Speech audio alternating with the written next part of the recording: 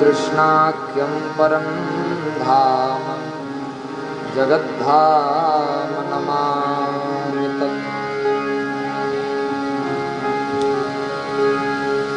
यत्र यत्र रघुनाथ कीर्तनं तत्र तत्र कृतमस्तप्राञ्जलिं बाष्पवारि परिपूर्णलोचनं मारुतिं नमत राक्षसान्तकम्। नीलाचलनिवासाय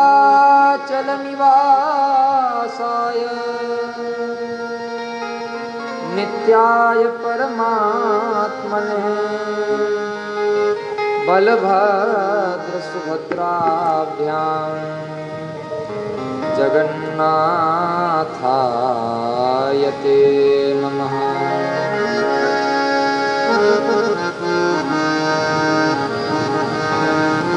गंगातरंगरमणीयजटाकलापं गौरी निरन्तरविभूषितवामभागं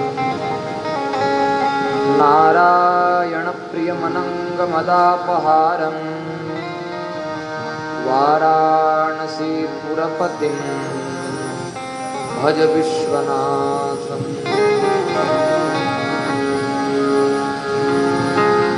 यया व्याप्तमिदं विश्वं जगत्स्थावरजङ्गमं तां धेनुं शिरसा वन्दे भूतभव्यस्य मातरः। नमो गोभ्यः श्रीमतिभ्यः सौरभेयेभ्य एव च नमो ब्रह्मसुताभ्यश्च पवित्राभ्यो नमो नमः। नारायणसमारम्भां श्रीशङ्कराचार्यमध्यमाम् अस्मदाचार्यपर्यन्तां वन्दे गुरुपरम्पराम्। पूर्वाम्नाय पुयीपीठं चिदाकाशस्म स्वयं प्रभाः गुरो निश्चलानन्दां विजयन्ते सतां। कृष्ण प्रेममयी राधा राधा प्रेममयो हरि जीवने निधने नित्यं राधा कृष्णौ गतिर्मम।